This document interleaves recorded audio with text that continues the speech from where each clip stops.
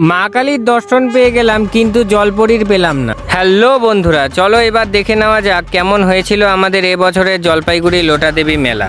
লোটা দেবী সম্পর্কে এর আগেই আমি একটা ভিডিও বানিয়েছিলাম যেখানে ফেসবুকে 85,000 ভিউজ পেরিয়ে গিয়েছে, তার জন্য অনেক অনেক ধন্যবাদ বন্ধুরা। এর আগের দিনের ভিডিওতে আমি একটা গল্প তোমাদের বলিনি যেটি লোকমুখে এখানে প্রচারিত রয়েছে। সেটি হচ্ছে এই পুকুরটিতে আগে গরিব দুঃখীরা এসে বিয়ের জন্য বাসনপত্র চাইলে পরের দিন সকালবেলায় সেখানে লোটা ঘটি এসব উঠে আসতো। সেখান থেকেই নাকি দেবীর নাম হয়েছিল লোটা দেবী, কিন্তু একটি শর্ত ছিল, সেই বাসনপত্রগুলি শুভ অনুষ্ঠানের পরের দিন ফেরত দিতে হতো। কিন্তু কোনো এক ব্যক্তি লোভের বশত একটি বাসন সরিয়ে রেখেছিল, আর তারপর থেকে যে মা রাগ করেছিল তারপর থেকে আর কোনোদিনও নাকি আর বাসন ওঠেনি।